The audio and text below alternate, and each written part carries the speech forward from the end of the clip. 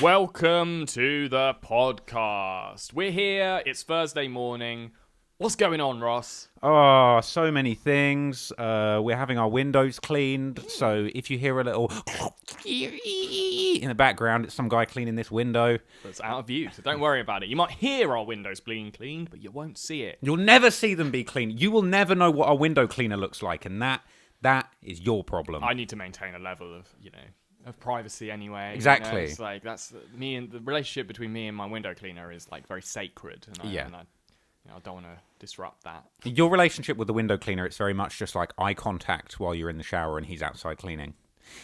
That's like at its most intimate. That's when like the little, the sort of erotic piano music's playing. You just lock eyes. Yeah. You just like you cover up with the little loofah that you've got, but really like he's seen everything, and that's what you want. Exactly. There's like a bit of mist on the window that's just covering your bottom half, and he's sort of like, oh, should I keep? It's like, do I dare? The window's getting cleaner, but my mind's getting dirtier. That thing's not ordinary. Here we go. The sound that we all love. Yay. Sparkling, baby. On sparkling form, as always. I spilled some on me. We were just discussing my inability to drink things. I think I spill every drink I ever have on myself. Yeah. I don't know if it's part of how I truly feel that a drink should be enjoyed. You've recently been on a run of spills. Sir spills a lot. I'm not handling liquids mindfully. No.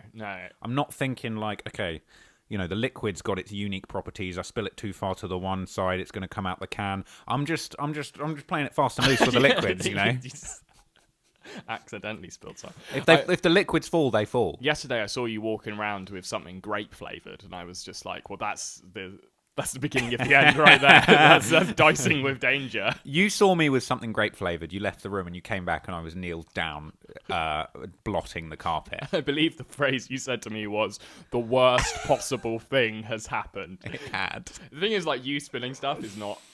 it doesn't bother me at all. You spilled something, I'm like, well, you spilled something again. What amuses me, though, is like how much it clearly frustrates you. Yeah, because I don't know why it's happening. I haven't diagnosed... I mean, obviously, the reason it's happening is because I'm not being careful. But I don't know the step-by-step system of how I'm going to fix that. How do I can't fix that. That's me. That's how I am. It's just who I am. Yeah, I'm a spiller. No one taught me to not spill things.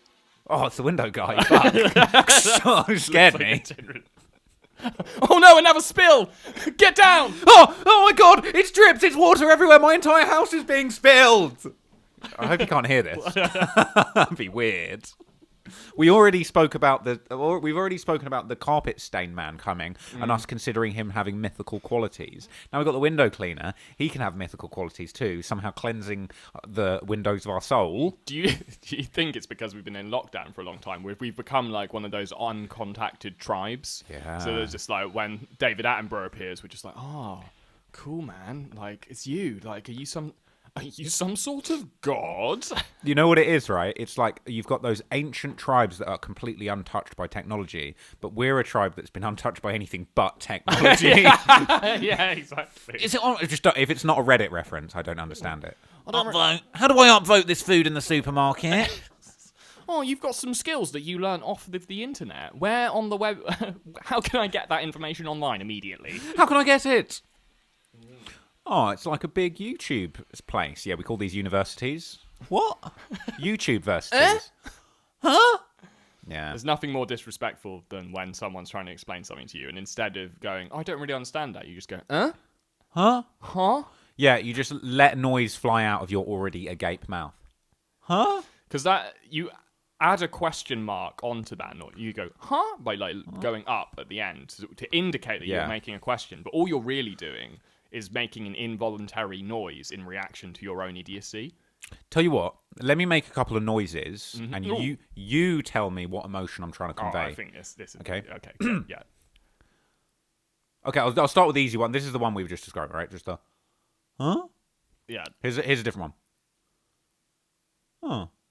What's that? That is someone who's pretending to have understood what you've said. Huh? Huh? Yes, Yeah. that's the...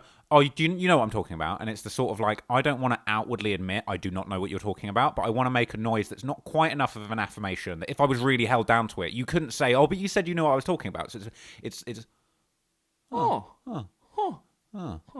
Yeah. That noise that indicates I've heard what you've said. Yeah. I haven't understood it. Yes. And I have no more questions. Yes. So I'd like to move on. I would like as to quickly as possible. Let's keep talking, but not about this. What about this noise? Now that's interesting because that can go two ways, right? I feel like that can either be indifference to a topic, like, oh, are you into Skittles? And you'd be like, or it could indicate indifference to a plan of action. Oh, should we go down to Wetherspoons? Yeah. It's true. like I could be forced to against my will. I will, but it's quite a rude noise in a lot of ways, because essentially what it is like, oh, I'll do what you do, but I have no enthusiasm for this. Like, I want it on this noise is me going on record as not having enthusiasm for the current plan. Yeah. But I will do it, but I will also add no alternatives. Yeah, because the beauty of that is it shows, look, I am so passive and not vested in this information that I am not going to offer any kind of leadership or alternative plan of action. I'm just going to use one noise to shit on your plan of action. Yeah, exactly. So even if we go through with it, you'll know that my heart's not in it. Yeah, and then even later on, like later that evening, you'll be like, oh, what did you think? Same noise comes out again. Yeah, it's pretty good. How about this one? This is a favourite of mine. Huh. That is the person who has been corrected, and that is the most acknowledgement you'll get from them. Yeah. On being corrected, they're just like, well, no, actually, mate, that's not true. The fact that you've just said is not true, and here's the reasoning why. And their response will be, huh. You'd be like, no, in the SAS, they don't use their fingers to clean their buttholes. They actually use their thumbs. And you'd be like, huh. That's a reference to an earlier podcast that didn't come out. You will never hear that. You will never hear it. We actually started recording this podcast about half an hour ago, but the doorbell went off twice, so we had to restart. So that is forever lost media. We'll never know all the controversial, interesting, or wise things we said on that podcast. But one of the things we did say was talking about SAS butt cleaning techniques. We'll now never hear anything about it. Let's reminisce on this podcast that they will never hear. Okay. We had some really good bits. It was so much better than this one. So many good times. So much better than this one. You got a book. It was really interesting. You told people about the book. Let's not even tell them what book that was. I was shirtless for like 5 minutes. Yeah. It was crazy. It was just so much raw energy. It's a shame that we didn't even press record on the camera. Yeah. No, we did. We just don't want you to see it because we're mean. We're arseholes. You know what really grinds my gears, though? I've often said to you quite a lot. Is like, when you go on a website and there's just so many pop-up ads. Oh, accept cookies, accept these things. Join our fucking newsletter. Would you like Chrome notifications? No, I would not like Chrome notifications, sketchy porno site. But, like, it's just, for me, the sort of thing that we're doing here, like sort of, oh, you can't hear this episode. It's just like websites seem to have so much disdain for their users and the way they're designed. It's like there's just like pockets of the internet that I feel hate you.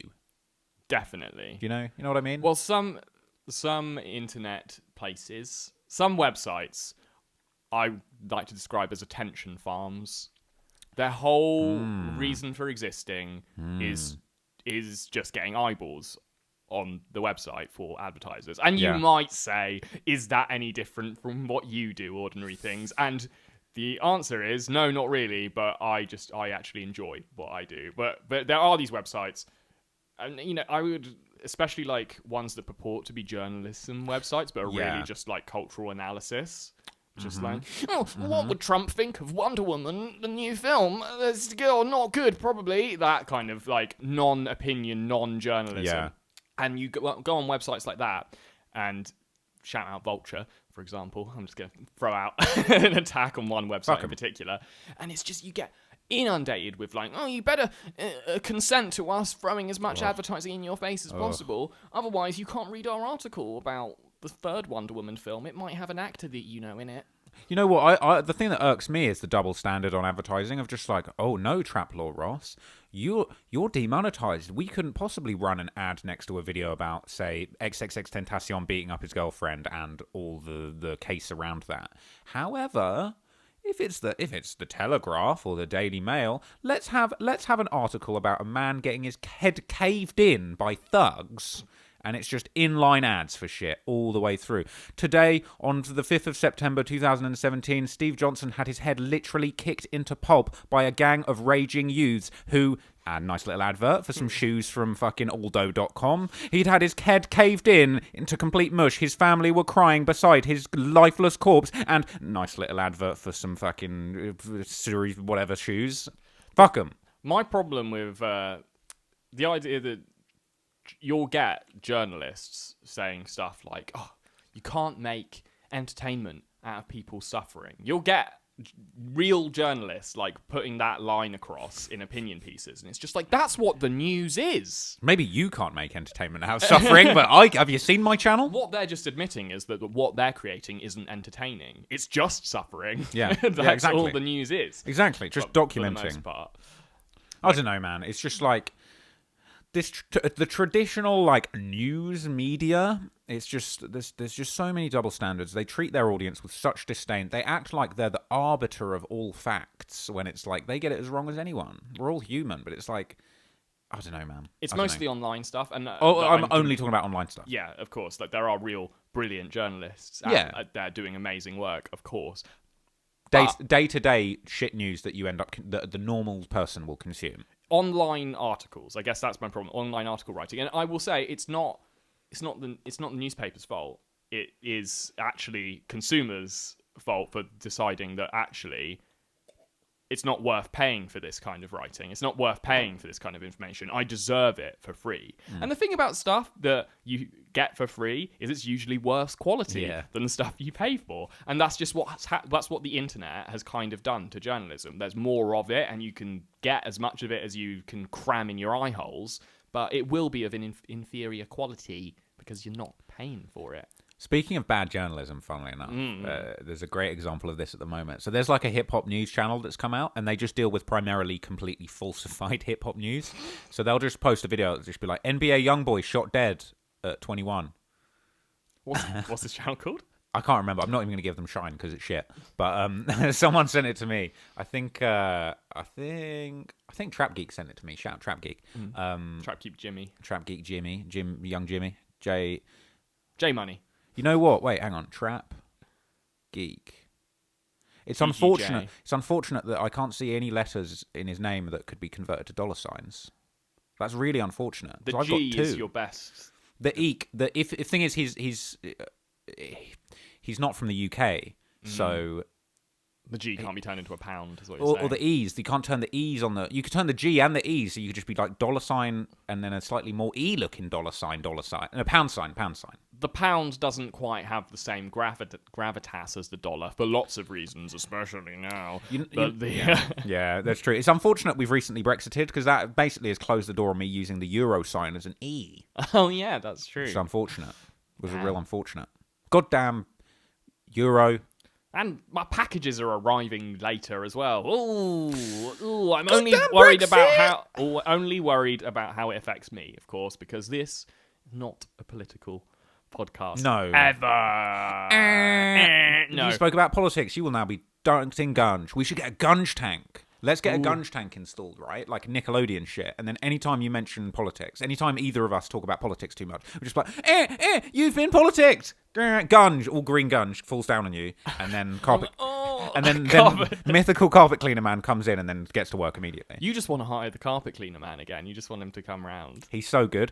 I need to get him round for a third go on this stain. But I feel like I'm coming on too strong. I've got to play hard to get. I think. Yeah, if it's the third date, you want to keep it chilled out. You want him to come to you. Ideally, it's like, oh, how's the stain going? It's like, oh, I'm glad you asked, mate. Come round. Exactly. That's the thing. I don't want to pest. I don't want to be like, hey, do you remember the stain? Do you remember me? It's Ross, the guy with the stain. Hi. Hi. You know, remember the big ink stain? Haha, big ink boy. Anyway, I've spilt a load of grape juice on the floor, and it's Anyway, getting really bad. I spilled a whole bottle of lean on the floor. It was bad. No, I'm too lazy to clean it up. Because you imagine I text the guy, he's like, "Hey man, how are you with lean stains?"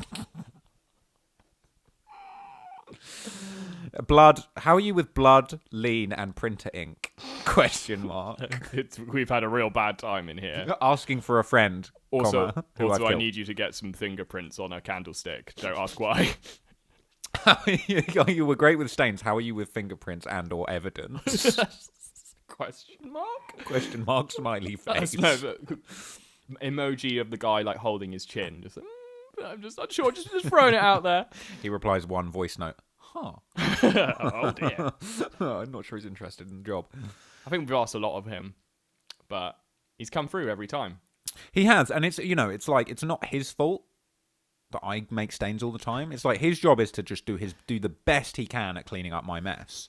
And ultimately, the degree to which he is able to perform at his job is completely determined by my ability to create gnarly stains. I'm just imagining him just like working on the stain on the floor, just coming in, and then you just appear in the doorway with some like curry on your chest. He's like, "How are you with curry on t-shirts? Oh, can you clean me? You know you do carpets. Do you? I'm just gonna put my hands out like this, and you can just spray me. You know you clean carpets. Do you clean messy boys?" Mate, stains. I in my current quest, as you know, to become the tracksuit god of Instagram. How's that going?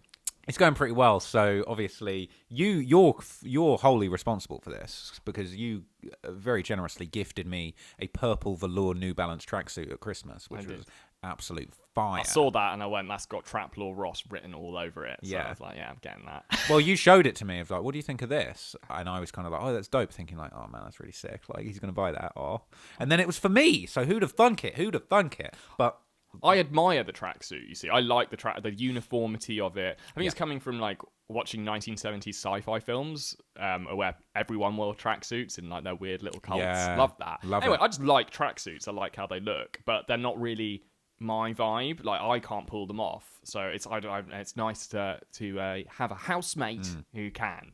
Well, it's great because it's really given me a new lease of life as far as like connecting with like the cultures that I love in a way of just like, I don't know, tracksuit culture. It's always been part of the sort of like hip hop and as well separately the sort of gangster mafioso culture. So it fits in well. And also I've always just thought it's really fucking lame that like, oh, the top half of my clothing isn't the same as my bottom. Oh, here's one color. Here's a different color to that color. They should all be the same color and match. Imagine your whole outfit is just the same matching color. It's lit. I'll do you one better. Just get the onesie version, and then you never have to worry about your top and your tails matching ever again. That's all well and good.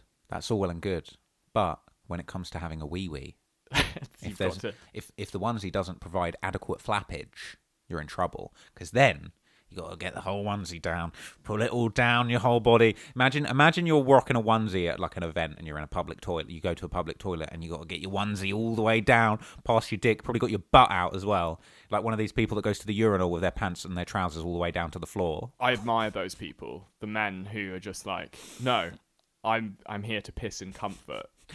The butter's like holding up your t-shirt. Yeah, exactly. Just about to say that. It's all, trousers all the way down. T-shirt up. You see, now that to me, it's like I spill a lot of liquids in my daily life, but when it comes to using the urinal, I'm good. You're fresh. You know what I mean? No problems there. You know what? Well, the problem. You know what? You know why? You know why? Because using a urinal is all about expending liquid, and that's actually the thing I'm unfortunately good at. When getting rid of liquid is not a problem for you. It's maintaining it in a structure of some kind. If the goal was to get this liquid on that wall, I'd be A1. Yeah, I'd get it on there. You know what I mean? Toss it there if there was in some porcelain over there to get this liquid in there, I'd smash it. But to get this in my mouth without getting it on my shirt. So your worst profession would probably be like a civil engineer making dams. If you're trying to keep water in one. Hey, Trap Law Ross, we need this dam built ASAP to power this town. And I'm just like, okay, well, don't worry, because I fixed your problem, because you no longer have to power that town because it is underwater. So, have you guys done much research into the historical town of Atlantis? Because we should learn from that. Because shit's wet. Shit's damp. Do you think Atlantis was real? There's conspiracies that many conspiracies that exist about there being like ancient island cultures that have now like disappeared. Well, I watched a really good interactive documentary once called BioShock. Ah, yes. So that seemed to suggest that Atlantis was very real and quite stylistically like well put together as well. And a bit scary. Also a bit scary and has cool powers. I love that game. BioShock's so good, man. Fuck. It really, I was quite young when I played. I think I played it when it first came out, and I remember like the opening. I was just like, "Oh, I've got such a feeling of impending dread. Yeah, this game is really getting to me." It's like you sort of swim through the opening sequence and then like go down into the sort of area. Yeah, and then it's like you find the first power up and you fucking inject some crazy powers into your arm, and then it's crazy. Love it. It's such a good game. Yeah, it's a classic. So, talking of false Atlantis to the real Atlantis, we have both been fantasizing about a potential buddies trip to Dubai at some point, because it seems to be the only place English people are able to go on holiday when you are allowed to go on holiday. You're not at the moment. But we looked into the Atlantis Hotel, which is well out of our price range, should be pointed out immediately. Way pricey, yeah. But I believe they have some sort of bedroom or like honeymoon suite where there is underwater, and the window is, rather than looking out onto a beautiful skyscape, you're underwater looking into an aquarium. At what point in your career do you have to be before you can like insist on, like, if you're on a business trip, you can just be like, get me the luxury suite? Or where do you have to be? Obviously, if you're Drake on the far end, you'd imagine Drake doesn't even have to mention that. It just happens. Yeah. So, like, where's the line? Where's the point where you can expect luxury? How many number ones do you have to have? How many Oscar noms? You have to be in town playing to at least 10,000 people. That's the rule. You got to be in town either playing a 10,000 capacity venue or playing 5 nights at a 2,000 capacity venue. That, to me, I've just made this up, but that to me is the limit. That makes sense. Yeah. What would you put on your rider? Hell yeah.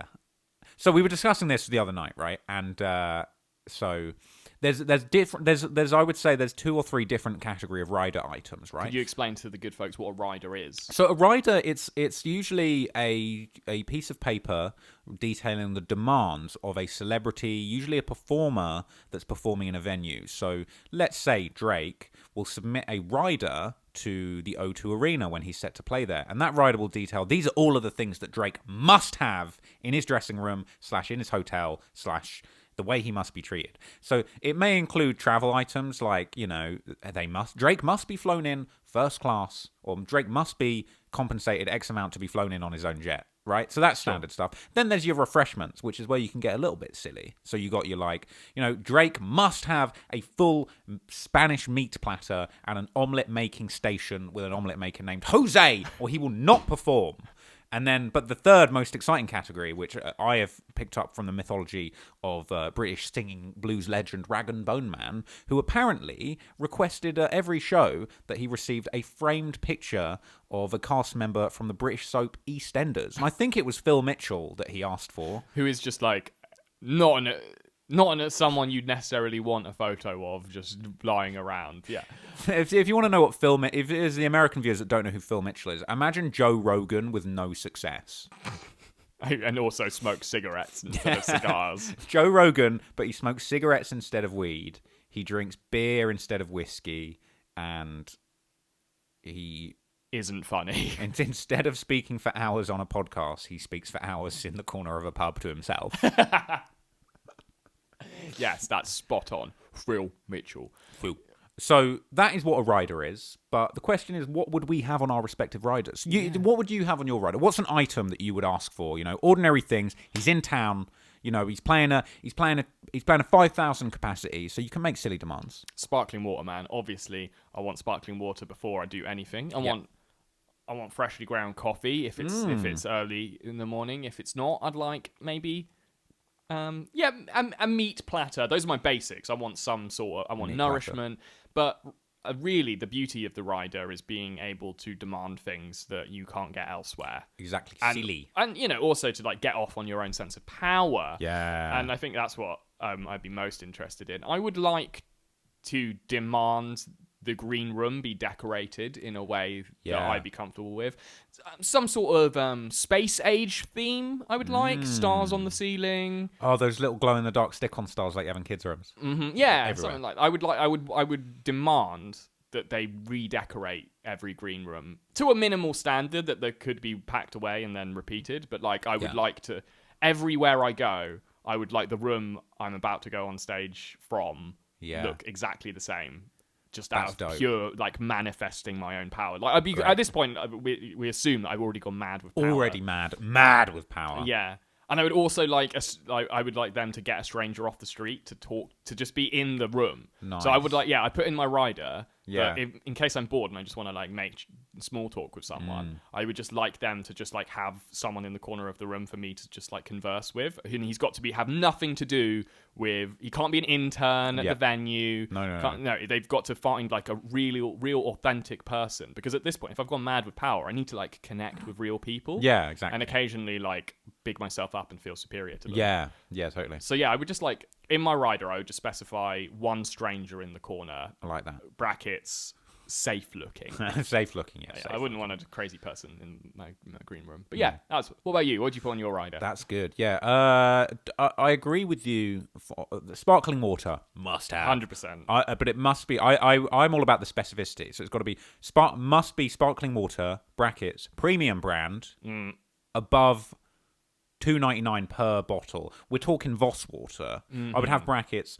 It must be Aqua Voss. Libra. Is Aqua Libra in the top percentile? Yes. You know what? I'm thinking more standard sparkling water brands. When it comes to must also include multiple cases of flavoured sparkling water. I would say must be Aqua Libra grape. Here is a list of permitted sparkling waters. Anything less than this will result in immediate termination of contract.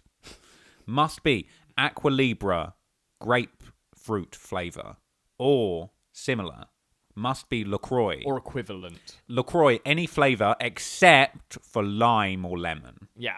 No lime or lemon. Get lime and lemon away from me. What do you think I am?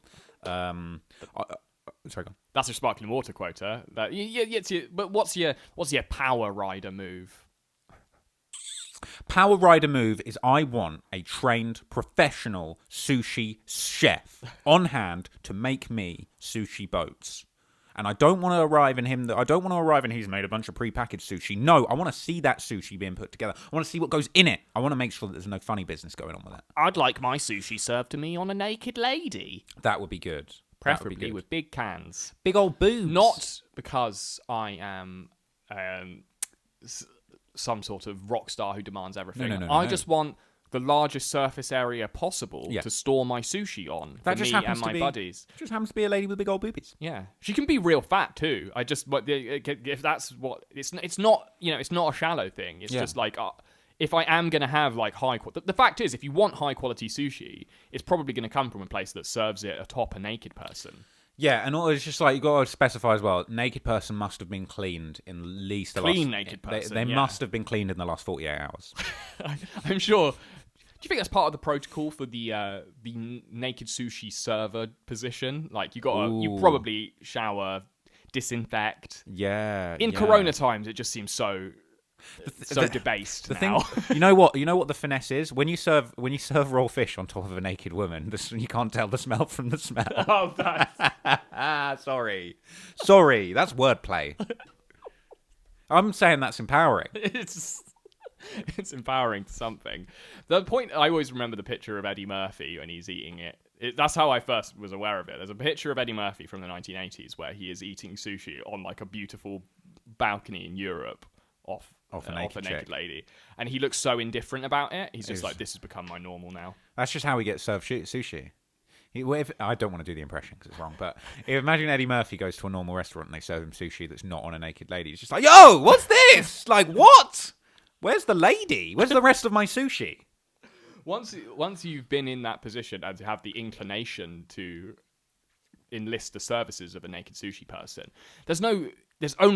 you're only down from there. Yeah. Yeah. Like, I mean, you always remember this is like, there was a time when I was powerful enough to demand something really gross. imagine your star has fallen and you're now in just a regular upmarket sushi restaurant, cracking your chopsticks, and they bring the food out. And you're just like, I used to eat sushi off naked chicks. Now I go eat for plates like a sucker. They bring it out on like a boat, like a biggest sushi boat you've ever. seen. Most impressive It's got thing. a sail. It's got like, you can bash a little like mini champagne glass on its bow to like start the meal, and you get to do that, and you're just like, yeah, Oh, guess this is okay. I guess it's not as good as that big old fat girl with big old boobies that I used to eat the sushi off. Oh. Used to have the nigiri on her nipples. The nigiri. Ooh, 15 seconds before we got to press the big old button again. See you guys in a little bit. Afterwards, I want to talk about other weird food. Stinky foods, tasty foods, all the best foods coming at you in... But this is something I wanted to discuss, actually, is this the idea of foods that come with like a weird amount of presentation as part of their whole shtick, and that's got like nothing to do with what's actually in the food. Yeah. The birthday cake. Ooh. Is a common one. It's a good one. The ritual of the birthday cake. I'm not a big fan. I hate happy people singing happy birthday to me while the cake's in front of me. I just find that incredibly awkward, uncomfortable. Maybe more than I should. But You know what? It's just like a feature of Western life, isn't it? Yeah. That like you just end up. It's just like every year I have to endure people singing me this awkward song that I don't like, that I don't want to be part of. Dude, you know the worst is when you're in a restaurant and they break out the cake and they start singing, and then the strangers are singing to you, and it's like, you lot don't know who I am. When it comes time to say my name, you lot are going to be nowhere to be found. You're all here for the happy birthday, but when it comes to two, you've all fucked off. You're back in your conversations. Yeah, that's like the you is the out, isn't it? Yeah. You get happy birthday to you. But you don't know me. You don't know me. You don't know me. Woman coming bringing the cake out with sparklers in. You don't even know me. You're not part of this. Where were you when I was eating my meal as a normal piece of shit? But now it's my birthday and there's a cake involved. You want to be pals. Where were you on my actual birthday when I was being brought into this world? None of you were here. You're all fakers. You're all hangers on. Yeah, none of you were here. Except you, Mum. You were there. You were there. To be fair. Shout out, Mum. Shout out, mums. It's hard. Hard work being a mum. Yeah. Hard work being a dad. Different way, different kind of work, but, it's all good. So it's a partnership. Got to keep it going. Yes, a partnership. I can imagine being a parent around this time where schools are shut must be real difficult. Glad I don't have some stinky codependent grabbing my ankle of clothing, asking me for stuff. Oh, daddy. I'm demanding enough as it is. Daddy, I need no clothes. So does Daddy needs new clothes. God damn it. Get out of my way, kid. You're only small. Daddy needs to get his drip on. I'm trying to drip. This is the year of the drip. I'm trying to drip. You're trying to drip. I don't know. I was about to say that kid's. I'm trying to drip. You're trying to drip. Fucking. You're dripping drool all over my floor. It's my like job. Yeah, something like that. Spill liquid. That's it. That's exactly. That's the essence of what I was trying to say. I'm a bad father. I'm a bad father. A bad father.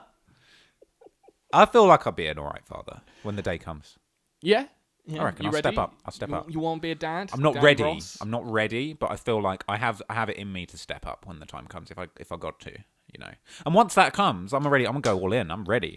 My kid's gonna be rocking fly clothes. My kid's gonna have the Gucci tracksuit straight away. My kid's gonna straight away out of the womb tracksuit. Exactly. Straight out. No, I'm going to have the tracksuit ready, and then once the kid comes out, he'll land straight into the tracksuit into the perfectly. arms of it. So he'll land straight into the trousers of it, and then once that is, I'll stand him up, and then top half, straight over. So he's in a Gucci tracksuit before he's even realised that he's born. Literally, you don't know you're born, and you're already rocking the Gucci tracksuit. And I would also teach my kid about like business and getting money really young. First thing I do when the kid's hands work properly, independently of him, I or her. Ooh. Yeah. Boom, video game machine. Out of the womb, learning how to play video games. And you might go, ordinary things, why would you do that? You're like, they're bad for kids. No, they're not. Video games are good for kids. And here's why. Because they teach you how to use computers. And guess what all your work is going to be on going through your life. If you want to prepare your child right, you get them on Minecraft straight away, because they're going to understand how the world is going to be in 10, 15 years' time when you are still staring at your fucking phone trying to change your contract around. But your kid will come around and be like, oh, here's how you do it, Dad. And you'll be like, thanks. Glad you spent so much time on Minecraft. Oh my god! You know, it's funny, isn't it? 'Cause you got all these stupid parents these days. I've based this on nothing, but like it feels like you have all these stupid parents these days. It's just like, no, kids, get off that Minecraft. Video gaming's not going to go anywhere for you. You should do something productive with your time, like learning the flute. It's like, fuck you. You don't know what you're talking. You literally don't know what you're talking about. That kid's going to be earning more than you in a minute. A kid today is spending their time better learning how to play Tetris well than they are learning how to play the flute. The flute, you can play the flute with sounds on a computer quicker. You'll get a complete flute song faster if you gave them a little MIDI and a subscription to Logic. Ain't nobody getting money playing the flute. Do you have to have a subscription to Logic? No, you do Logic. Whatever Logic is, buy Logic for them. You don't have to. You don't have to. Do you think Ryan's toy reviews knows he's the shit? Do you think he talks shit to his mum? Do you think he answers back? He's like, oh, Ryan, you got to do this. Like, shut the fuck up, mum. I'm the shit. Give me the toys. I'm the shit. I'm the dookie around this place. That kid is going to have some very strong expectations for life, and they are not going to be met. No, God. It's like the Macaulay Culkin syndrome, isn't it? They're like the child star. You can't set a kid up like that and expect them to not be extremely disappointed with how they're treated as an adult. Yeah, you know what the most fucked up thing about that is, right? The kid has already been taught that he can have anything he wants, right? And he's also been taught that... I should add to that. He can have anything he wants, but more than that they deserve everything they want because they've earned it. You know, Macaulay Culkin, he earned every penny of that Home Alone money, technically. Yeah. And Ryan's toy reviews, I've never watched a video of his, but I've seen the articles. I know how he's making much more money than I. So, but he's earning it. I wonder if he also realizes that really he is essentially, as I've said before, he is just the mascot for a much larger, well-organized business operation that is run by adults. But I wonder if he realizes that, or if he thinks at 9, 10, whatever he is, that he's just, I'm the shit. Once he hits 14, he's gonna be on some other shit. Mate, his name is the name of the channel. Yeah. Of course, he's 9 years old. He can't think beyond. He's just like, oh, what? There's a whole business? What's a business? I just like playing with toys. Yeah. But maybe so he's true. smart. Maybe he's a child prodigy and he knows exactly what he's doing. Who knows? When he hits 18, he's going to start an OnlyFans. It's going to be like Ryan's Hoe Reviews. And he's just going to review all the hoes in the world. That's an untapped market. Reviewing girls. Starting an OnlyFans as a dude. Well, a lot of the rappers are. And it's just you reacting to other people's OnlyFans. That's not a bad idea. You know? That's really unscrupulous. Part of me really wants to get in on the OnlyFans finesse. One, because there are obscene amounts of money to be made. But two, because I feel like there is definitely some mileage in creating some sort of porno adjacent type of content. Porno commentary. Not even porno commentary, but sort of almost like raunchy comedy sketch that appears to be going in a raunchy direction, but it ultimately ends up going really unexpected, funny place. I like it. Oh, for fuck's sake. You turn that phone. I've got I've got it on buzz, which turns out is not that helpful. Yeah, I was really hoping that, because in the last one I got that call. I was really hoping it would be like Indian call center, and I could make fun of them, have some patter with them, and obviously that isn't what ended up happening. But since then, I've been trying to answer every call, hoping that happens, and they've all been the fake ones where they just hang up. As someone in the comments of our previous podcast had said, is that you're not supposed to pick up those phones because then they can tell if the phone number is active, and then they can sell it on to more people. Says that person in the comments. Put comment on screen. Yes. Shout out. Okay, shout out that person. And also, well, fine, but at what point do these people go, well, clearly this nincompoop fucking idiot answers his phone. Let's hit him with the real cold call. Where's the actual call? Because I get the fake ones where they don't answer over and over and over again, but they never call me with a hot deal. Every now and then they do, but not often. It's just like, that's the way of life, isn't it? Everyone's got great ideas that they want other people to act on. What if we bought a phone database and just called people and just told them to watch our channel? Just like, hi, how you doing today? Hi, it's Jerry calling from Ordinary Things here, and I just want to talk to you about an amazing opportunity that I've got in inane YouTube content. Do you have a couple minutes to talk to me? Some Jordan Belfort shit. Welcome to the YouTubers Center. Now just go and watch my video. That's non-viral. It's just that we're going old school with our marketing. I'm gonna get like bus stop adverts. Yeah. Moving me just like watch my channel maybe. I don't know. It's good. Sometimes it's good. You're probably not that interested in it, but sometimes it's okay. Sometimes it's possible. Yeah, bus ads. Not very good at marketing. So. Newspaper ad. Okay. Newspaper ad. It. Classified ad.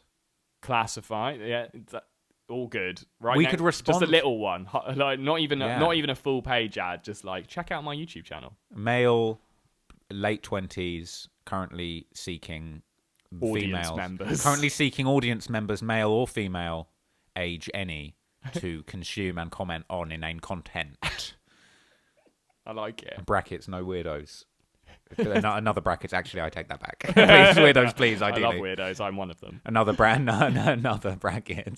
They said I have 200 characters, so might as well use these. Lol. Make sure it's spelled right. Make sure it's spelled wrong. Oh. Now no one's gonna watch my content. Now that my bus advert is misspelled. What if we did a video on how to blow up on YouTube, and it's just like step 1, get your newspaper ads. Get them in. Make sure you get newspaper ads before you've made a single piece of content to get the hype up. Classified ads. It's funny you mentioned OnlyFans and marketing of it, because recently I saw a video online, a quite distressing video of someone who had reasonable success on OnlyFans. I forget their name. Yeah. And they were already selling a course on how to do OnlyFans well. Well, this is funny, right? Because this comes from the Internet Marketing School of Thought, which I got duped into for a little period of time. I got a lot out of it, but I also was able to see through the bullshit where it came up. But it's like this thing, it's essentially this like decentralized pyramid scheme system that I see it as, where it's like you've got these internet marketers and their shtick is like, I'm a really good marketer. You should buy my course and I'll teach you how to market you. And like, ultimately what you teach them is you teach them to set up their own course and teach a bunch of people how to market themselves, but in a slightly more niche fashion. So as you get further and further down the business marketing course pyramid scheme, these things become slowly more and more niche. So I can imagine some OnlyFans girl has gone on one of these things and they've been like, oh, you need to teach your people how to fucking make a thing. And it's filtered down the pyramid. But ultimately, at a certain point, it just becomes pimping. You're trying to get people on OnlyFans, you're straight pimping, baby. That's what makes... like the whole internet marketing thing, the I'm going to teach you how to be rich, but I made a video about this actually. Yes. It's called How to Be a Millionaire. You can check it out. Very good video. Demonetized for various reasons. Demonetized. Fine. Because you made fun of Dan Loke's little stupid weird head. Apparently. Anyway, apparently I was too mean. Too mean for YouTube. You never know, man. I bet you know. Anyway, could be some fucking one image that turns out you're not allowed to show. The point is, when these people, I think it's a natural part of a sort of like an internet life cycle that these people, the life coach / mentor industry starts to appear, and these people only start to crop up when the industry they're sort of like selling you on how to be good at starts to become oversaturated. Exactly, they're a symptom. And yeah, they're a symptom, totally. And it's funny because I went down, before I was doing this, long before, I even went down the path of trying to be an internet marketeer, to having a little course, little how to do stuff. And it was an interesting experience. Ultimately, very quickly realised, this is not actually a fulfilling pathway for me at all. But yeah, man, it's definitely a big sign of just like, this industry is now oversaturated because the bottom feeders are out. Yeah. Not that everybody that's an internet marketer is bad, and a lot of people have good technique, but it's like the widespread, the mass adoption of this thing that loads of people are selling these courses. That's a bad sign. I think there's nothing wrong with being a marketer per se. No. But if you're selling a course, to me that's a lot of serious alarm bells going off, because I think for the vast majority of them are exploiting idiots who don't know how to do it for themselves. Vast majority doesn't mean there aren't some people out there who really want to teach people how to do stuff. Don't get me wrong, but all the ones I've seen, awful.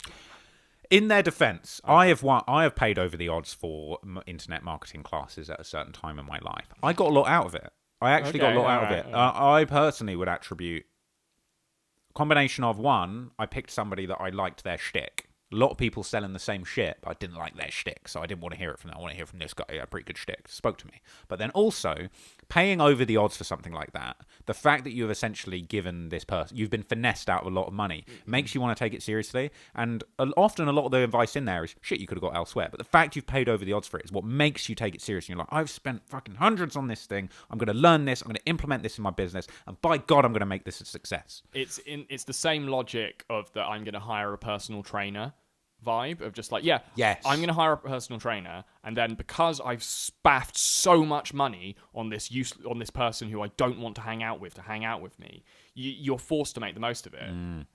I think actually, if you're gonna, I've never hired a personal trainer, although I do follow some on Instagram because I find them interesting people, interesting characters. But I think the more irritating they are, the probably more effective they'll be. Force of personality, some of them, you know. It's as much about standing out and being unique as it is about actually being a good trainer.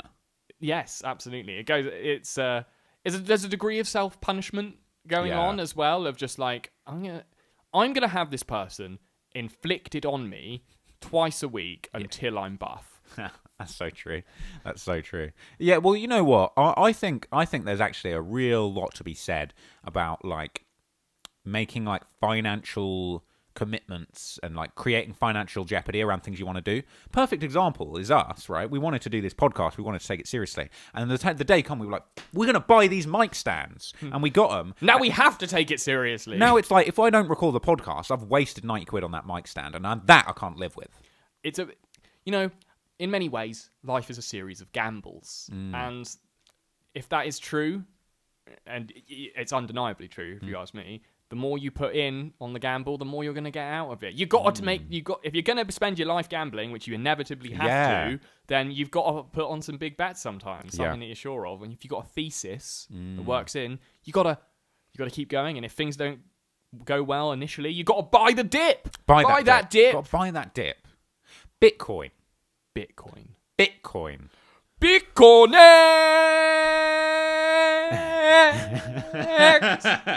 Hey, hey, hey, Bitcoin, what's up, Bitcoin? Sometimes I do this just when I'm warming up for something. Like before I'm about to film a video, I'm just like getting myself ready, and I'm just like, Bitcoin. It's because that guy, the beautiful energy that he has in that video is just like, you know, he's a scam artist. He's scamming people out of their money. But he's so happy about it that you just can't help get on his side a little bit. No, you know what? He's not a scam artist. He's also been scammed. He thought BitConnect. He was also convinced. He was the most scammed out of everyone in that room. Okay, all right, I'll take that. Yeah, no, that's true. He had thought that I don't know, man. Came out. There's that bit in it where he's just like, my wife's mad at me because I put all my money in BitConnect. What am I going to do? BitConnect. But Bitcoin's going crazy. I haven't looked at the price today, but my God. It's been a wild ride so far. What's going on with Bitcoin, baby? It's for real, though. The question is, right, is Bitcoin ultimately going to end up being, like, we're 12 years deep in Bitcoin. Bitcoin has been around 12 years in the game. That's not very long. There's rappers that have been around longer than Bitcoin.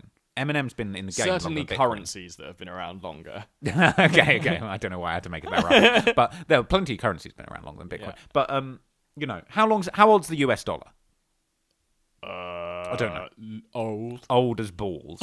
How valuable will Bitcoin be when it's the age of the US dollar? Will Bitcoin get to the age of the US dollar? Maybe. Well, it feels like now it might. The thing is, you could say like, oh, will Bitcoin even be around in 100 years? It's like, yeah. It's been around 12 years. People might forget about it, but you can't get rid of Bitcoin unless you like wiped every hard drive on the planet virtually. Yeah. It's with us forever. Yeah. Unlike the dollar, the US government has to keep making the dollar. If the US government collapses tomorrow, imagine that, then the dollar vanishes pretty quickly or is replaced by something equivalent. But Bitcoin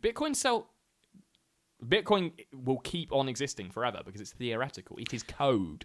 And you know what Bitcoin's got going for it that no other currency, even the US dollar, has? Bitcoin is truly international. Yeah. Bitcoin sees no borders. Absolutely. They're trying to build all this shit around them and make people accountable for their Bitcoin and make all this taxation. But it's like, that's all an afterthought to Bitcoin is free. You can't control Bitcoin. You can try, you can build all this shit around it as quickly as you can, but even the legislators are mad slow. But like, you can't control Bitcoin. Bitcoin's out the bag. It's out. It's on the loose. I've always been hesitant to come down on either side of whether Bitcoin is a good or bad thing, or whether I think it's going to, like, you know, some people think it's going to revolutionize the world. Ooh, it's not going to quite do that. But Bitcoin represents something. It represents something that I do think is true, is that, like, technology in my lifetime has only gained more power and more relevance in the world around me. Facts. So, in a way, for me, betting on Bitcoin is just betting on the pattern that has occurred throughout my entire, 20 plus years on this planet, which is that, like, information technology is going to become more powerful than world governments, if it isn't already. And agreed. So it's just that Bitcoin is just like, it's more of a symptom of a larger societal change than actually like a driving force of it. That's my 2 cents on Bitcoin. That's my 2 bits on Bitcoin. In many ways, you're way more educated on Bitcoin than me. So all I got to do is say, no, I agree, and you are probably right. I think you are probably right. I don't know. It's a reason people keep talking about it, and it's not. Well, the main reason is that people think they're going to make money moves. Yeah. But then again, a lot of people have though. If you bought in a year ago, at like $6,000-$8,000, you are laughing. You are literally going right now. You're going ha ha. I got money out of nothing. Yeah, I literally got money for nothing. And bear in mind, all the idiots that bought in last time for when it was at its peak of $10,000, they were like, we're going to go to the moon, baby, and then they didn't, and then they sold. Imagine now, I'd have had 3 times my money if I'd have just held it for 2 years. But it shows the short-termism. I mean, I think if you buy Bitcoin now, you've got to try and be like, look, Bitcoin's been around for 12 years. It went from like worth 2 cents to being worth $30,000 in 12 years. So you can't be expecting 12-year gains in 5 minutes. What other thing can you say that about? Like, what asset has appreciated in value to that extent other than Bitcoin? Nothing. Well, you know what, though? You know what? To that extent, yeah, nothing. But most stocks, if you'd have bought in 12 years ago, you'd be sitting pretty as well. If you'd have bought, I mean, I don't think Tesla was publicly traded 12 years ago, but, say you bought Tesla as early as you could, probably, I don't know, 8 years maybe. The Tesla stock price doesn't make sense. Tesla's the new Bitcoin. Tesla is the new Bitcoin. It's Bitcoin you can drive around in. Oh, yeah, Elon. Elon and your ways. Oh, Elon. So we've been rewatching the first Joe Rogan Elon Musk interview, which you hadn't seen before. You'd seen bits of it. I hadn't seen the whole thing before as an artifact because as many people are, I'm intrigued by Elon Musk as a character. And I'm probably going to build a rocket to be powered by robots and my own sense of self-satisfaction. But watching him on Joe Rogan, it's amazing to watch his brain at work. Because it's like you can see that he's actually a very emotional man. Like, he's very affected by things. When Joe or whoever asks him a question, especially about like climate change or whatever, you can see the gears whirring in his head, and it's like, because he's got a very expressive face, and it goes from sad to like kind of ready to cry, and then he's just like, no, wait, here's a solution to the problem. I think he's so smart that he has an emotional reaction to something, but his immediate answer is like, oh no, wait, I've got the answer for that. I don't need to be sad about that anymore. And so he's never really had to confront his emotions enough and like get a control on them. That's a really good point. That's my reading of Elon Musk. Yeah, it's funny because it's like that interview was obviously a little while ago and he was still rich as shit, but like he wasn't the richest man in the world. It's like now he's the richest man in the world. It's like you can really understand why he would get emotional talking about like, climate change or the fall of society, because he literally has the most to lose on Earth. Yeah, he's got the most invested in what's going on right now. He literally, it's quite literally all to play for. He's all in. It must suck being Elon Musk, because when you are literally the richest man in the world, it's just kind of like, oh, well, literally all I can do is fall off of this perch. There's literally nothing. I can make a bunch of cars and my company would be the most valuable in the world. That's the best he can hope for. What can he hope for now? That's a good question. What can he aim for? What goals do you have? I mean, it's like you must feel it. Just like, oh, fucking hit 100,000 subscribers. Wasn't expecting that. Now what's next? What does Elon Musk do? He's just like, oh, I'm the richest man in the world now. Fuck. What next? Try and go to Mars, I guess. I guess I could assemble a harem of beautiful women in my giant island mansion. No time. Not enough time. That doesn't appeal to him. I think Elon's a romantic. I reckon, yeah. Yeah, he seems to be the type who wants to just fall in love with various weird female celebrities. Yeah. That seems to be his vibe. Fair play.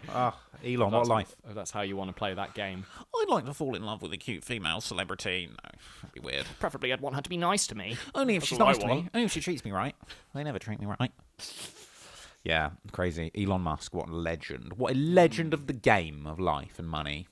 He's fascinating. Although I do kind of resent him being the richest man in the world, not because I have any kind of aspirations to that goal, but because I liked it when Jeff was the richest man in the world. Jeff Bezos. Jeff deserves to be the richest man more than Elon Musk. Absolutely, 100%. Jeff Bezos actually creates things of value. Elon Musk doesn't even make that many cars. I've never been in a Tesla, but Jeff Bezos sends me something every day. Uh-huh.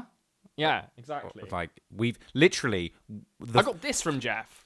Jeff gave me this and this. Right, that's from Jeff. That's from Jeff. That's from Jeff. Oculus was from Jeff. Stand for Oculus, that was from Jeff.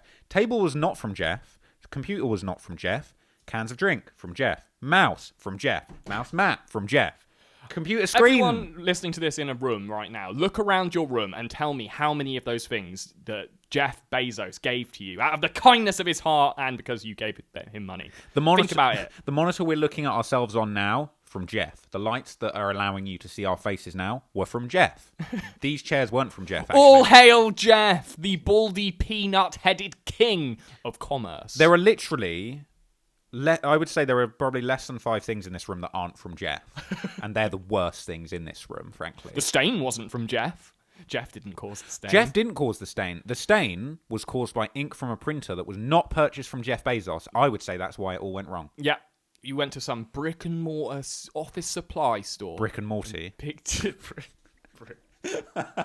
Sorry. That's good. For some reason, that's I don't want to shop at these brick and Morty shops. So fucking dumb. For some reason, that's really got to me. Yeah, like, so that's what I mean, though, is that Jeff has radically improved my life, whereas for me, Elon is the only way that he's affected my life is as a very good meme lord. Yeah.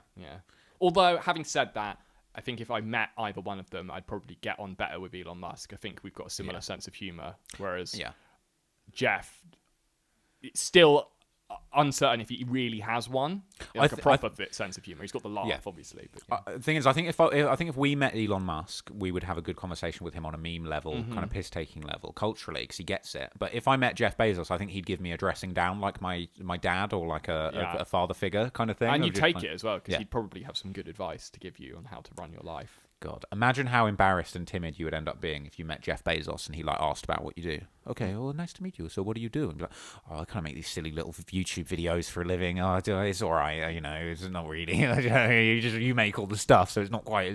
It's all right, Jeff. And he's just like, I see, okay. He'd go, huh. He would make. You make comedy stink videos online, huh? Yeah. Okay. Cool. Oh, I make everything. Yeah. I make all the things you own. You'll know. That's really nice. Well, the adults are going to talk now. There's some sort of blocks on the floor with letters on them. If you'd like to play with them, you can make yourself make yourself a little thumbnail. You can make some things. It's like, I think, and then it's Thanks, I'm just that. I would appreciate it as well. I'd be like, I'm glad that you have some equipment to keep my feeble mind occupied while you and the adults have a real conversation. But then again, at the same time, if you felt slighted by it, you could be like, you know what, Jeff, go fuck yourself. I'm going to go hang out with Elon Musk. He's richer than you and he gets me. And he likes the memes I send him. He likes my silly memes about alpacas. He likes them. He sees the value in them. Elon Musk is literally the stonks guy. He's the stonks. He is the stonks man. Yeah, he is stonks. The man has stonks coming out of every orifice. Elon Musk famously, inexplicably, released a rap song called R.I.P. Harambe. I forgot that even happened. In 2019, long after Harambe was out of the public dialogue. But you've got to respect him. Got to respect him. I want to hear more rap songs from Elon Musk. What if he's like, look, I became the richest guy in the world. I don't really care about these cars. I'm going to be a rapper now. I'm going to be a rapper now. I'm going to shut the rap game down. Why do all these billionaires have all these weird laughs? Yeah, Jeff's got the weird one. Elon Musk's got the strange one. Who else is rich as fuck's got a strange laugh? I don't know how. I think it's only those two, but they are the only. If the internet is anything to go by, those are the only two rich people who exist currently. Him and I guess Warren Buffett. Do you remember Carlos Slim? Yes, Carlos Slim, famously the richest man in the world at one point. Yes, Mexican telecommunications don. We only have a few seconds left, so I feel like I'm going to say a couple of really spicy things. Story goes, I've got absolutely no evidence for this, but I'm just going to shoot this out into the ether. Story goes, Carlos Slim, richest guy in the world from Mexico, telecommunications giant, yet seemingly not a lot of people have heard of him. Some say that he is the real cartel leader, and El Chapo is nothing but a patsy. What do you think of that? I think that's amazing. And then with the time that we have left, let me ask you a big question, because we haven't done one of these before. Okay, the cartel is after you. Where do you go to escape from them? The cartel is after me. I flee to a state in the middle of North America, one of these Rust Belt kind of states. They're never going to find me there. I get a job at a factory like Eminem and 8 Mile and Lilo forever. I fake my own death by using a fake body.